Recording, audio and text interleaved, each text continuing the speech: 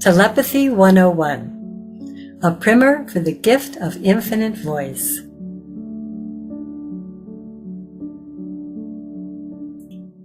Greetings and hello to all. My name is Tani, and I was not born on Earth. I am one of several dozen Ponte staff members working out of our Sandia Mountain facility, east of Albuquerque, New Mexico. I'm sure that the above statements bring many questions. If you would like more details about my people, the Ponte, my planet, or why we are here on Earth, you may visit our website, officialfirstcontact.com. There is a lot to learn and absorb. Let's get right to the point, shall we? We are here to help prepare you for Earth's official first contact. In order to facilitate that process, in June of 2016, I was given the task of aiding in the instruction of telepathy between my people and yours. Telepathy is the most common shared means of communication in this galaxy. It is the one thing that most easily bridges the gap between differing languages, peoples, and cultures. It is our primary means of communication with all the other sentient beings. The Telepathy 101 primer you are about to embark on is designed to get you started on your personal journey into a whole new means of communication. It is the companion to the soon-to-be-released Gift of Infinite Voice book. It is not something you will learn in a day, a week, or a month, but with consistent practice and feedback, your skills will improve. Shall we begin? Now then, before we get into the heart of this Telepathy 101 course, we want to talk about just a couple of things up front. We are not here to prove to you that telepathy exists. We assume you already accept that fact. We treat the subject of telepathy as an everyday normal thing. For us, telepathy is a skill just like any other skill. We practice and feedback, your abilities improve. We're here to teach you what works. Let's get started.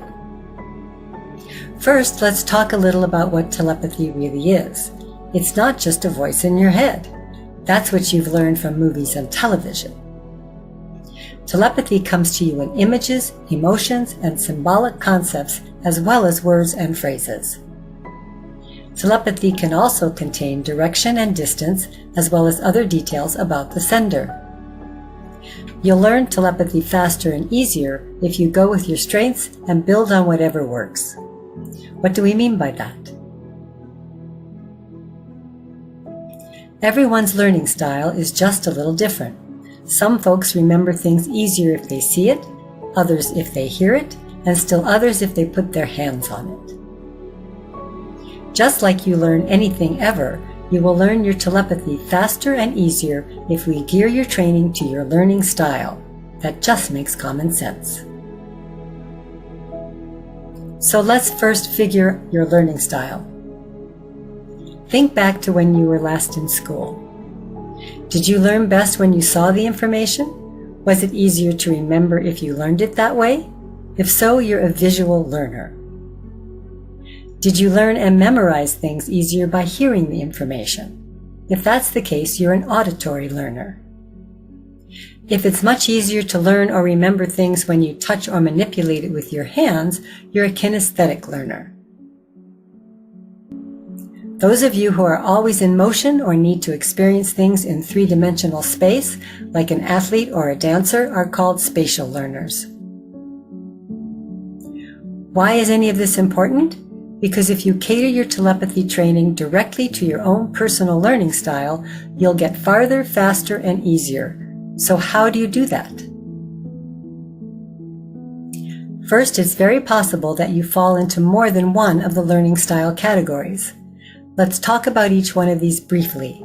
Make a note of anything that sounds like you. Visual. If you learn best by seeing, you are innately a visual learner. Telepathic information will tend to come to you easiest in images. Ultimately, you will be able to telepathically send images easier than others as well. Telepathic prompts for you often are an inner instinct to suddenly either turn your head or your whole body around to look at something a second time. Your peripheral vision is important and will often provide you with input that your frontal vision does not because it cannot. It doesn't have the same wiring. Practice working with your peripheral vision and trusting it more. For you visual folks, while working in an open-eyed alpha state, watch for things that draw your eyes or visually cue you. What do we mean by alpha? We're talking about a naturally slower brainwave state. When you're in alpha, you are much more receptive telepathically. How do you know if you're in alpha? When you're slightly sleepy, daydreamy, or in a timeless state. You can call it whatever you want. Some call it the groove, others refer to it as the zone, while others just instinctively reach for something to help wake them back up. When you're in alpha, you're much more receptive telepathically. Pay attention, there's going to be a test. Become much more aware of and pay attention to the things that pop into your head when you're in that timeless state. That goes for everyone. Are you paying attention yet? We will say it again because it's important. When you get daydreamy, slightly sleepy, or do anything that gives you that timelessness feel, pay attention to the things that randomly pop into your head. How do you know if you're an alpha? When you're slightly sleepy, daydreamy, or in a timeless state. You can call it whatever you want. Some call it the groove, others refer to it as the zone, while others just instinctively reach for something to help wake them back up. When you're in alpha, you're much more receptive telepathically. Pay attention, there's going to be a test. Become much more aware of and pay attention to the things that pop into your head when you're in that timeless state. That goes for everyone. We will say it again because it's important. Are you paying attention yet? When you get daydreamy, slightly sleepy, or do anything that gives you that timelessness feel, pay attention to the things that randomly pop into your head. Those stray thoughts you have when you're in alpha, those stray thoughts may not be random little events of imagination. They just might be your own natural telepathic reception working for you exactly when it works best, when you're in alpha. We'll talk more about that in a little bit. Let's get back to our topic of the different learning styles: visual, auditory, kinesthetic, and spatial. Auditory. If you learn best by hearing, you are considered an auditory learner. For you auditory folks, sounds and vibrations will trigger your telepathic awareness easier. Are you always the one saying, "Did you hear that?" Or "Did you feel that?" and nobody else did? Auditory learners and telepaths pick up on very subtle vibrational changes and often can distinguish and dissect shifts in tone or frequency that others just can't. If you are constantly hearing things others do not, or feeling vibrations others miss, put yourself in this auditory category. Auditory learners are often audiophiles. It's not unusual for them to listen to something over and over, picking up different nuances each time. We also notice that auditory telepaths often surround themselves with sound more than others, as if they are trying to create a constant white noise barrier. We suspect that some auditory telepaths do this because they pick up so much they subconsciously try to drown that connection out. For you, just listening can put you into the timelessness zone of telepathic receptivity. And listening to repetitive sounds in nature can really put you into that telepathically receptive alpha state. As a side note, auditory learners who are storytellers, musicians, and performers will often develop their telepathic ear that recognizes distinct new telepathic voices faster. Kinesthetic. If you learn best through touch, you are considered a tactile or kinesthetic learner. Anything that stimulates your skin, fingers, or hair will be your trigger. Kinesthetic learners often like to take things apart to see how they work more than others. Do not touch signs make kinesthetic learners bristle inside. The instinctive inner frustration happens because in order to fully understand something, you just want to handle it. Entering alpha and seeking those stray thoughts and telepathic feelings as you are holding an object, a person, or even a space is easier for you than others. Because they reach out to physically touch people or animals, kinesthetic telepaths most often make the strongest empaths. Your telepathic empathic understanding can come just as easily through your hands, or your hair, or your whole body. Kinesthetic telepaths and empaths are also those who pick up the vibe of locations easier than others. Spatial movement. If you learn best while you're moving, you are a spatial learner.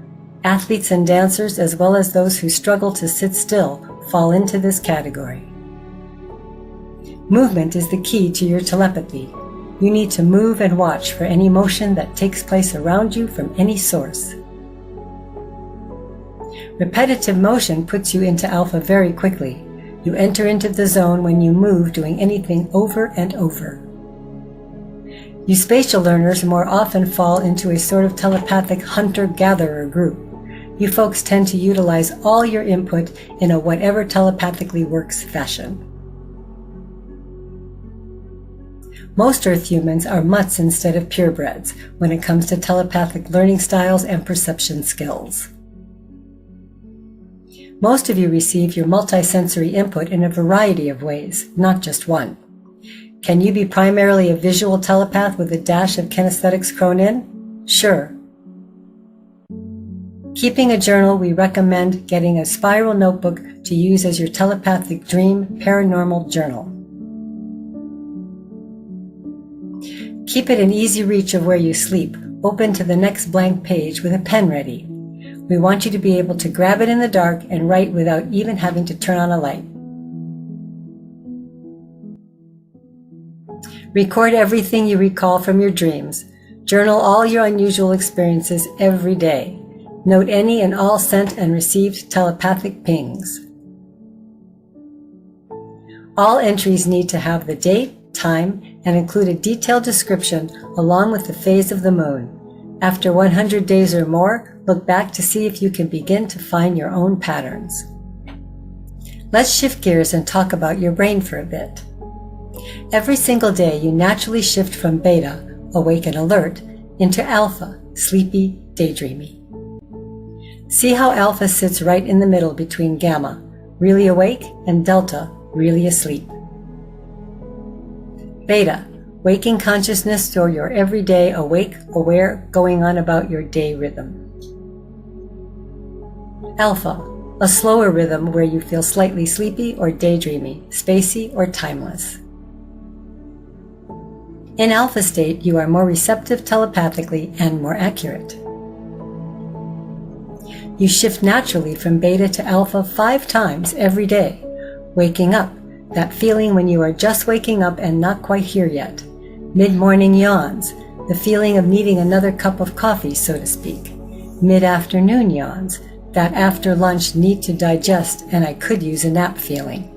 Mid-evening yawns, yep, my body's telling me it's almost bedtime. I'm feeling the slows. Falling asleep as you drift from awake into deepening sleep.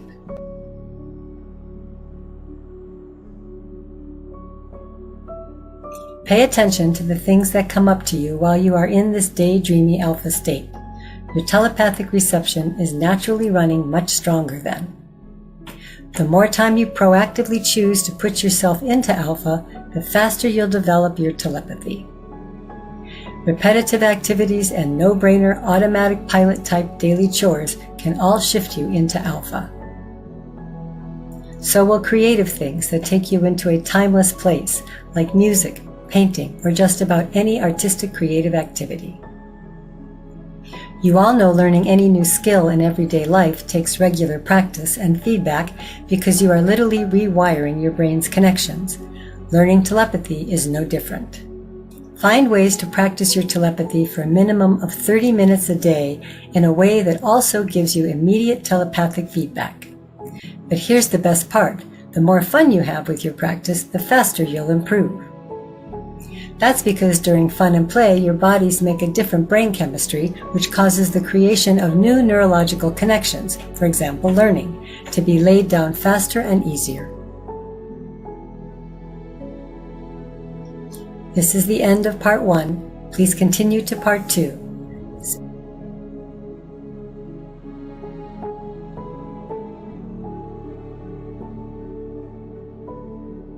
Telepathy 101, a primer for the gift of the infinite voice, part 2 of 4.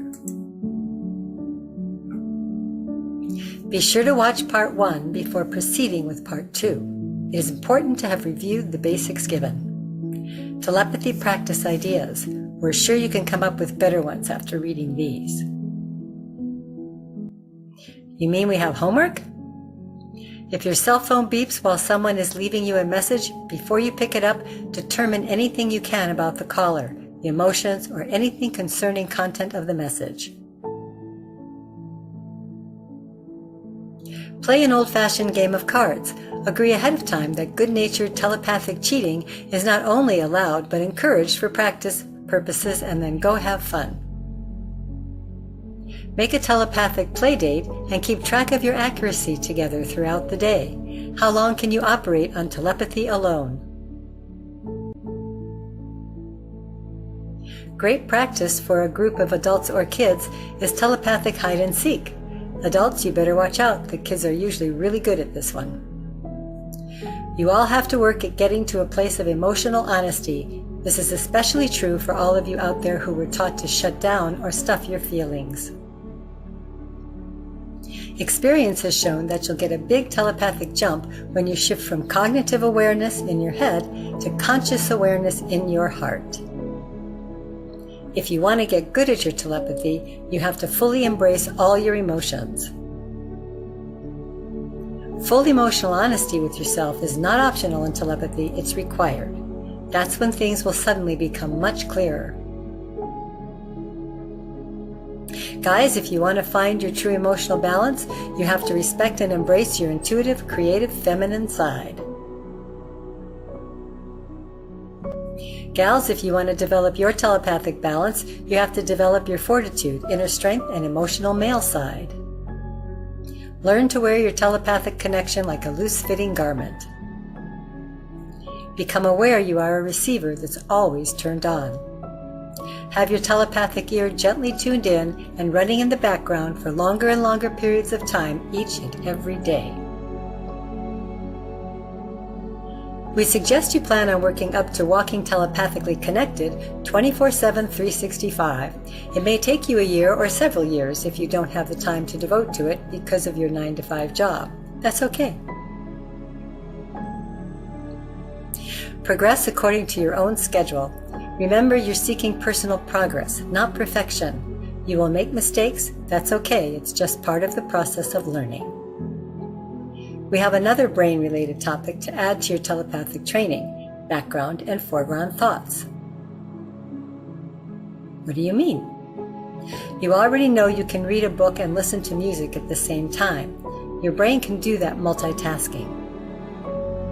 You can also learn to pay attention to your background thoughts, the ones that are always running and quietly whispering things to you in the back of your head. Decide to give them more awareness like you do your regular thoughts. Give yourself a greater chance to hear these quieter background thoughts through regular practice. But how do I do that? First, turn off life's noise, however you want to define that, as much as you can every day. Take a break from all man-made sounds. Just sit and be okay with your own inner stillness. Begin observing your foreground as well as your background thoughts. Purposefully tune into the radio-free universe. What's that? Radio-free universe is a symbolic way of saying that there is an unseen world out there broadcasting on an infinite number of channels 24/7, 365. All you have to do is tune in. You control the volume and the station you choose to tune into. There's one telepathic phenomena out there with a really high degree of accuracy. Its accuracy isn't 100%, but it's pretty close. It's called sudden knowing. Sudden knowing? What's sudden knowing? It's the most trustworthy telepathic phenomena known out there with an astonishing 98 to 99% accuracy. Some call it the bolt from the blue or a eureka moment. I think I had an apostrophe. Sudden knowing feels as if somebody takes a chunk of telepathic information and unexpectedly plops it right into your brain, and you suddenly know something that a moment before you weren't even thinking about. What's happening is your personal telepathic peeps are giving you a sudden heads up. If you receive a dramatic sudden knowing, don't hesitate to act upon that information. Note to self, sudden knowing is really accurate. Pay attention. It's time to talk about electronics and its effect on you for a little bit. The 50 or 60 hertz wiring running through your walls is not your brain and body's natural rhythm. Planet Earth normally runs at about 7.83 hertz, the Schumann resonance, and so do you. Get away from all man-made noise and electronics. In about 30 minutes, your body will entrain again to Mom Nature's frequency and get you back into that telepathically receptive natural earth vibration. As corny as it sounds, go sit with your butt on the ground and your back to a tree. Leave everything electronic at home or in your vehicle. Then just breathe and gently reach out to connect telepathically with everything around you. If you're visual, use your eyes. If you're auditory, use your ears. If you're kinesthetic, focus through your touch of the earth and the wind and the tree. If you're a spatial learner, instead of sitting still, we want you to be in motion. Be the telepathic hunter-gatherer. Walk your path telepathically. For all of you who do this exercise, remember, no electronics of any kind on your person, no talking out loud, pay attention to where your thoughts naturally drift, pay attention to what's also running in the background of your consciousness. Within 30 minutes, your body will have started significantly entraining to Mom Nature's wavelength, and your telepathic receptivity will climb dramatically. It doesn't happen in 3 minutes, so don't try to rush it. The more hours you spend completely connected to nature, the faster your telepathy will develop. Anybody up for some camping? Is there anything that makes learning telepathy harder? All of the hormones that negatively affect your telepathic receptivity, high daily adrenaline, fight or flight, where levels work against you the hardest. Adrenaline was meant for you to call on in extreme emergencies, not all day long every day. We suggest you do everything you can to go back to using it for the right reasons.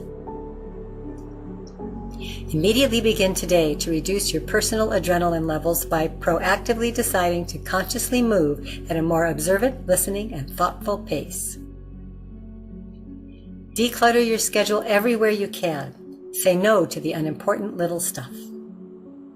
Adopt the KISS approach to life. Keep it simple, stupid. And add chocolate when necessary. Completely organize your living and working space. Clutter breeds mental chaos. Get rid of it. Raise your endorphins purposefully by scheduling more joy into your life. Make your happiness a priority. So when was the last time you laughed so hard you had tears streaming down your cheeks? It's time to talk about sleep and telepathy. Deep Delta dreaming REM sleep is how you plug telepathically into the collective consciousness every night. Without its nightly plug-in, after about 100 hours without sleep, your brain decides it's had enough. You're done, you're just done. You need that nightly telepathic connection to maintain your physical, spiritual, and emotional well-being. Not optional. We also recommend removing as many electronics as you can from your bedroom. What else can you do to optimize your body for telepathic training? Yeah, what does my body need? Your telepathic brain operates at its best when it has plenty of oxygen. Full lung breathing in whatever fashion you like will send more oxygen throughout your entire body as well as to your brain. You have options here: exercise, deep laughter, singing with gusto, positive climactic experiences. Take your pick. When you load your brain with lots of oxygen, you also create endorphins and you optimize everything that has to do with learning to control your telepathy faster and easier. As we've said, your brain needs optimal oxygen for telepathy, which means you need iron in your diet to make the hemoglobin to carry the oxygen. Your brain is part of your nervous system. It needs all the B vitamins to stay fully tuned and healthy. If you're a vegetarian or vegan, you will have to focus on these things much stronger on a daily basis. The pineal gland has always been thought of as the center of your intuition. Many of you may be surprised to learn it's not right behind the skin or bone in the center of your forehead. It's a little deeper in your brain than that. But there's more. Your telepathic connections are linked with your emotions via the amygdala, which is part of the brain's hippocampus. The hippocampus looks like a horseshoe whose open ends face forward. On each of those ends are almond-shaped structures called the amygdala that point forward like two little headlights. Turn your headlights on. If you close your eyes and visualize sending extra blood flow to these structures in your brain, they receive extra oxygen, thus greater ability to do their job. Think to yourself, I'm turning my headlights on, as you visualize sending blood flow and energy to your amygdala.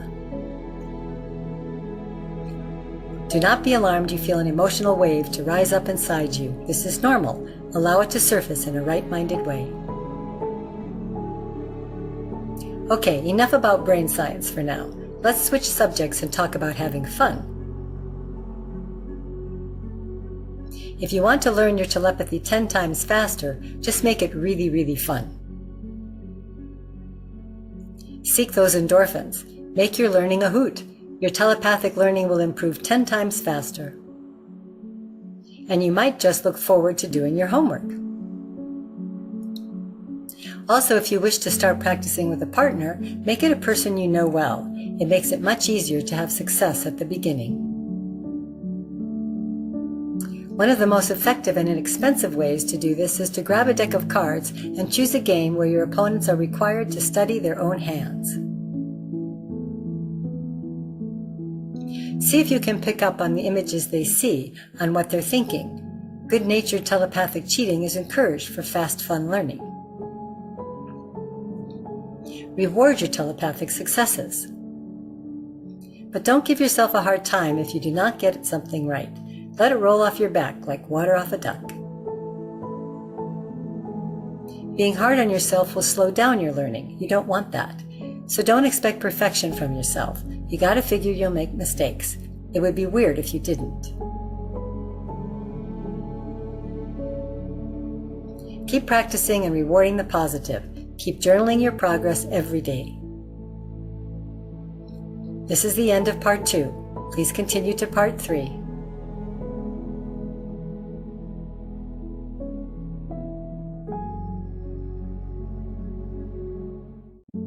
Telepathy 101, a primer for the gift of infinite voice, part 3 of 4.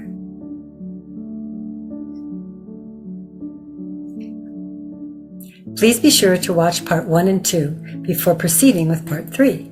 It's important to have reviewed the basics given. We're going to shift topics again and talk about a really common question many beginning telepathy students have, especially in the first month of practice.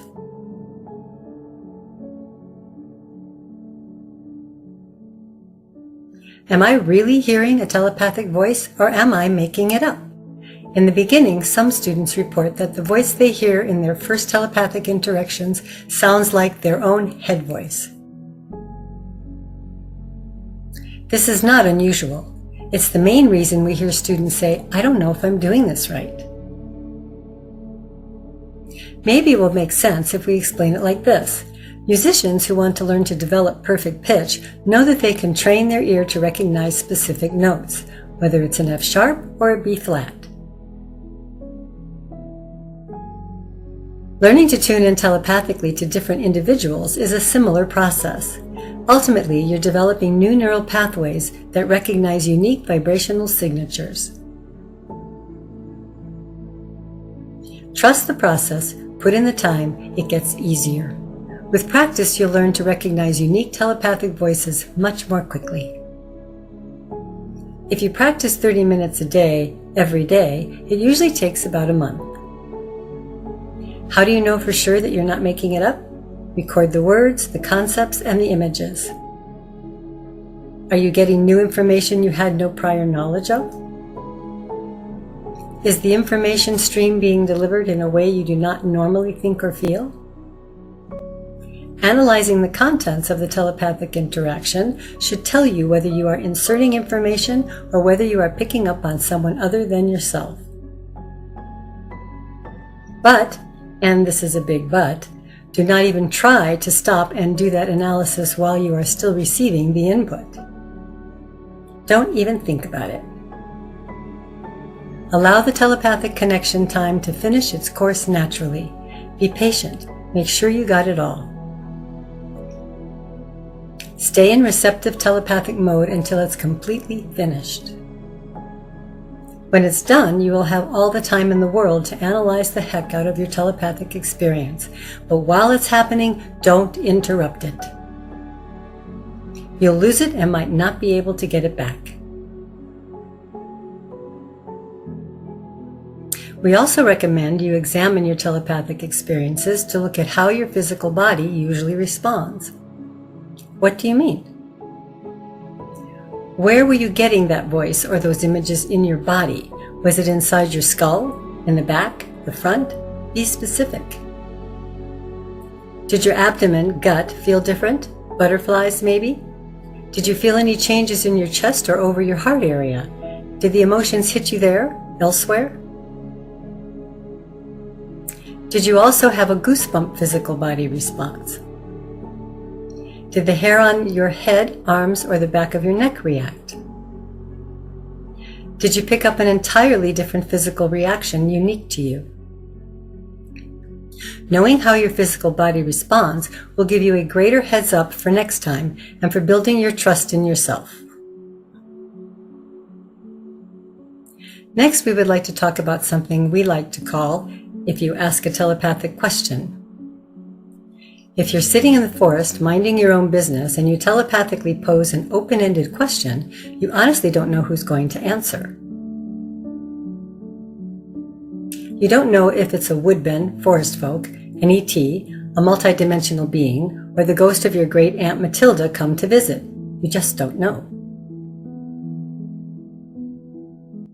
You didn't address your telepathic question to a specific individual, so it's fair game for anyone to respond to. Who, me? If you want to speak with a specific nation, such as the Sasquatch, for instance, you need to telepathically address them as a collective group or query a specific individual. When you are posing a telepathic question to a specific person, each individual gets to decide whether they would like to answer you or not. You cannot force them. But like most everything in life, questions posed politely, with honest, heartfelt intent, seem to get noticed and responded to much faster than those which are not. Thinking and acting right-mindedly improves your chances of interaction. In general, the telepathically connected universe treats you like an adult.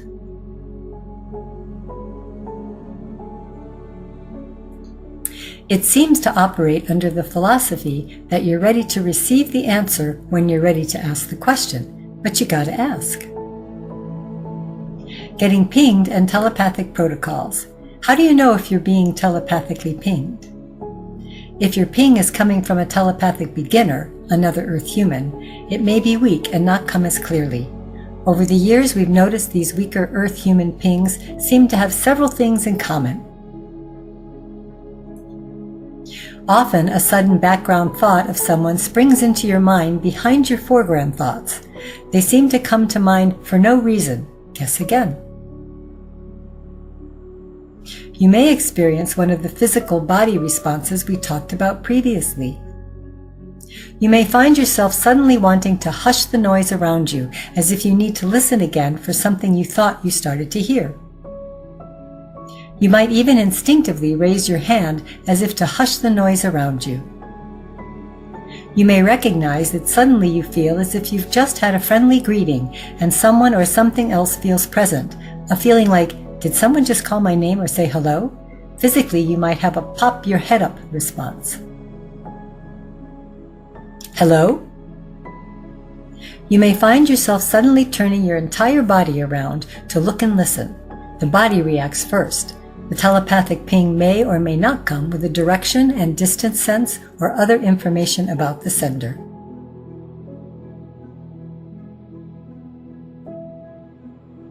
You may have a sudden instinct to contact another person out of the blue, or you may not be able to get another person out of your mind. This can also involve events instead of specific people and feels like that proverbial tremor in the force wave of feelings. How is an Earth human ping different from a telepathic nation ping? If your first telepathic experience comes from a nation whose primary means of communication is telepathy, you will have no doubt whatsoever someone is talking to you. A clear telepathic information stream suddenly will pop inside your head that didn't come from you. There will be no question in your mind. You will know you are being spoken to. You may in the beginning not know who the sender is. They may not allow you to see them immediately. Your telepathic ping may or may not come with a direction and or distance sense or a name. Not all telepathic individuals will provide their identity or their location until they trust you more. We were taught and recommend you approach telepathic conversations with folks from the telepathic nations with politeness and respect. If their telepathy is that clear, the likelihood you are dealing with a nation more ancient and more advanced than your own is very high. You best act right-minded toward them. In public, telepathic cultures tend to be very polite with societal rules which are strictly adhered to when they work in groups or are task-oriented. In private, good friends let their guard down and converse in a more relaxed manner, just like you might when you hang out with your own friends. But like Earth human cultures, telepathic societies are all unique and different. We recommend asking about their rules and learning their cultural norms. In other words, it's good to ask if it's all right to discuss a certain subject and how to talk about it. Make an effort to study and learn their customs. When you first approach a member of a nation who utilizes telepathy as their primary means of communication, act and think like you would if you were going to your grandmother's house. When you visit any respected elder, you know you need to be on your best behavior, use your manners, honor them, and respect their home and their things. This is part of right-minded behavior. Your actions will be telepathically observed and judged. Remember to be aware of and control your thoughts. When you're in their space, you will be telepathically pinged and probed. Count on it. This is the end of part 3. Please continue to part 4.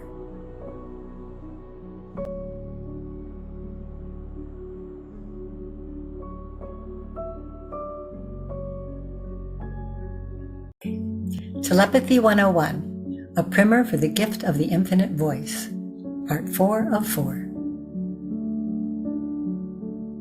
Please be sure to watch part 1 through 3 before proceeding with part 4. It is important to have reviewed the basics given. Telepathic protocol, initiating your own first contact with a telepathic nation. Begin all dialogues by first introducing yourself. State what you wish to be called. Keep it simple. Hello, my name is. They will telepathically glean more about exactly who you are and your background if they really want to know. Be extremely respectful in your thought choice, as if your grandmother were listening inside your head. It is not easy as it sounds, and it takes practice. State your intention respectfully, simply, clearly, and honestly in a single sentence. If you attempt to skip this step, your chances of contact are greatly reduced. Why are you here? Remember, telepathic nations do not just get in your head to hear your thoughts. It's not your brain they are connecting to as much as your intent and your heart self. You have to be able to answer for your actions as well as your thoughts. They want to know why you are thinking the way you are and asking them questions. Remember, once a telepathic connection is made, do not stop it to conduct a left brain logical analysis of the conversation while you are in right brain receiving mode. You may lose the connection and not be able to get it back. Get out of your logical, I have to figure it out now head and listen with your head-heart combination. You'll have time to tweeze your entire experience apart later. Once you're telepathically connected, stay that way until the conversation is done. That's not only polite, but it's crucial if you don't want to interrupt the established contact with your sender and you want to get to the end of the conversation. Even if you introduce yourself and are polite and respectful, there's no guarantee that any telepathic question you put out there will be answered by the individual you expect. They can and sometimes do treat you as if a subject is none of your business. Pay attention to what they do as well as what they don't respond to. Once your communication has come to an end, please be sure to thank the individual who spoke, shared with you, and bid them a pleasant goodbye. If you wish future connections and chats with them, tell them so. Until next time. Telepathic Steps Short Summary. Introduction, intentions, respect, dialogue, thanks. Here's a general example of first telepathic conversation protocols employed. Hello, my name is, and I traveled here just to talk to you telepathically. Introduce self. I'm here because I want to get to know you and your people better. Clear, honest intent. Telepathy is new to me, but I would like to learn it properly. Desire to learn. Forgive me if I make a mistake. Humble. May I tell you a little about me and ask you a few questions as well? Polite query. Thank you for sharing with me. Polite goodbye.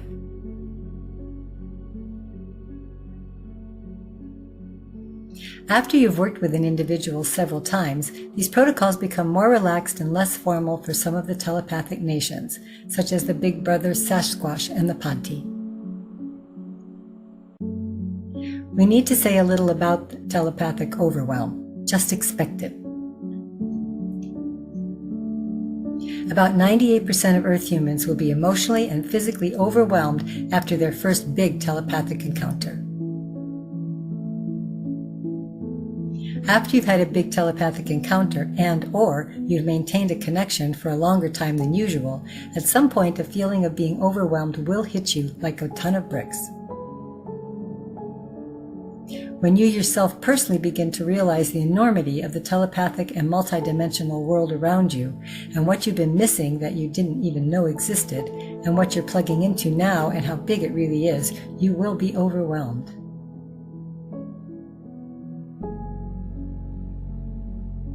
Grab the box of Kleenex, call your telepathic buddy, and talk.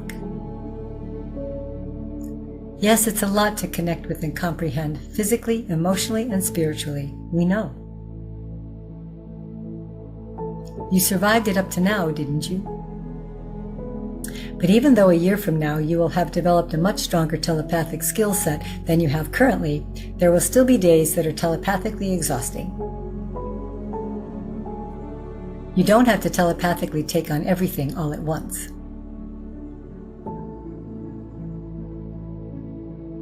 This is a journey of 1,000 steps and more. For today, stop, breathe, steady yourself, and take just this one step. The universe really won't give you more than you can handle. We want you to let your emotions surface. Don't stuff them. You have to practice emotional honesty, and here's your chance. Let it out, get it out, process it, and grow. Remember, telepathy runs on an emotional carrier wave. You can't expect to truly emotionally understand another person if you don't understand yourself first. Even as the overwhelm hits you, please do not let go of your powers of detailed observation and discernment. Just because it's a lot doesn't mean you ignore your innate ability to know what is true and what is not. Keep your wits about you. Observe everything you can in the moment. If you need help shaking the emotionally overwhelming after effects, go physically do something productive, normal, and boring, like the laundry. We're not kidding here, honest. Doing a normal, everyday, no-brainer kind of physical task will help ground you. We also recommend hot showers or soaking in hot water. Relax physically, emotionally, and spiritually in whatever way works best for you. Remember, you're taking your first baby steps in a completely new landscape where everything and everyone is connected to everywhere and every when. It's going to take time to understand this new normal. Breathe, relax, and take it at your own speed. Tilt. You're not being injured. You're learning this big new thing, and sometimes your brain just needs a day or two on tilt. Then it starts operating more normally again.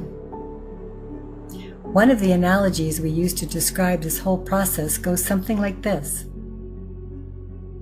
Keep absorbing and learning as long as you can until your brain feels a little like semi-solid jello. Then go to bed and know that during sleep it will start to set. By the time you wake up, you'll feel mostly back to normal, but with something more. But what if I wasn't normal to begin with? Know too that you won't be able to talk about this topic of telepathic training with everybody. Many will not understand. Our experience is that building a personal support network is critical to the speed of your learning. At the very minimum, seek a telepathic buddy to talk with about your odd experiences as well as your honest emotions. Talk to each other regularly and develop a trust. Don't try to process this telepathic journey all by yourself. It will slow you down. Go find your tribe. Your decision to improve your telepathy can quickly become a much bigger thing in your life than you ever knew it would. Having another person who will understand when you call them up and say, "I had this weird thing happen, you got a second to talk?" will help keep you in greater balance. Trust us, you have no idea yet where this may take you, and we strongly suggest you go find your people. Without trying to make this sound overly dramatic, your decision to work on your telepathy every day will change you more than anything else you've ever chosen to learn, ever. Practice walking gently with a foot in each world. And telepathically wear your day like a loose garment, Reverend White Otter. You still have everyday things you need to take care of. You still have your practical everyday lives. You still have bills to pay, laundry to do, food to eat. That's one world. You then are anchored in the physical world you know. Put your other foot in the unseen world where everything and everyone is telepathically interconnected. Now walk one foot in the physical world, one in the unseen world. It will take practice doing this for longer and longer periods of time before you can comfortably keep everything in balance. That unseen world is a new and different landscape for you, and it's going to take time, trial and error with feedback for you to even start to create an accurate experiential map of it. We're telling you that if you do make the time, at some point it will change the way you think about and understand everything you know. Start your journal today. Make a minimum of 1 entry per day. At the end of 100 days and 1,000 days, return to your personal entries and access your experiences for what worked and what didn't. Okay, we've given you the basic groundwork to get started with your telepathic training. Let's go over things one last time. Summary. Make improving your telepathic skills a high priority. Build on what's worked for you in the past regarding all your different multisensory perceptions. Begin immediately to keep a journal of telepathic experiences, dreams, and unusual happenings. Journal every day. Check. Working with your natural alpha rhythms will provide you with even more daily opportunities to practice proactive receptivity. Practice your telepathy every day for a minimum of 30 minutes. Work up to walking 24/7, 365, consciously connected. Practice alpha at least 30 minutes a day. Check. Listen to your random background thoughts and treat them as important as working with your foreground thoughts. Slow down and observe more often and in much greater detail. Trust your sudden knowing and don't be afraid to act on it. Practice patience.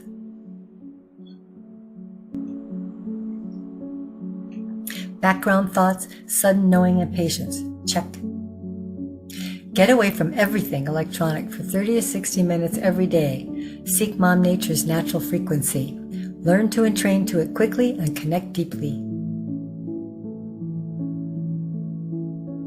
Electronic frequencies don't help, but nature's does. Check. Don't run on adrenaline. It reduces receptivity. Get your deep plugging into the collective consciousness sleep. Adrenaline bad, sleep good, check. Oxygenate your brain. Slow, deep, full lung breathing helps provide your brain with more oxygen and better reception. Pay greater attention to your peripheral vision. Using it builds stronger neural pathways. To build those new pathways, you'll need to eat your balanced proteins, get your iron and all your B vitamins in every day. Stimulate your brain's amygdala by thinking, turn your headlights on.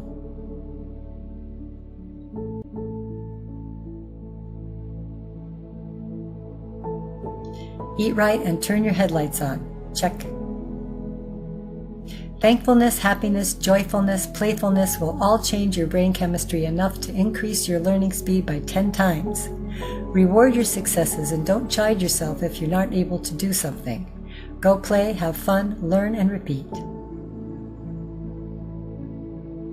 Having fun, that I can remember. For beginners, telepathic voices can go from sounding like your own inner voice to being utterly unique. Patience. Give it a month of daily practice. Don't stop to examine a telepathic experience in progress until it's finished. Learn to listen to and trust your body's physical reactions. So don't stop a conversation till it's done and practice. Check. Approaching telepathic nations right-mindedly improves your chances of positive interaction. Address a specific person or group if you wish to dialogue with them only. Mind your manners and be specific. Check. Telepathic protocol.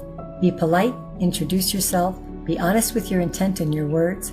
Don't forget thank you and a polite goodbye. Know and understand you will be telepathically scanned as soon as your presence is recognized. Be polite and know you're going to get scanned. Check. Expect telepathic overwhelm. You're probably not going to be able to avoid it. Find your telepathic people. Be sure to ground and practice emotional honesty. Overwhelm is going to come, so I better find my tribe. Check. Learning to trust your telepathy and walking connected 24/7, 365 will change your life. Are you ready? To learn more about your teachers from Pontel, go to @SandiaWisdom on Twitter or visit their website, www.officialfirstcontact.com. If you wish, you can find out more about Sue at www.suewalker.com. Our deep thanks to Tani for dictating this course to us. We hope you've enjoyed this presentation and will apply it to your learning. We leave you with our phrase of parting goodbyes. Wear your day with ease. Tani.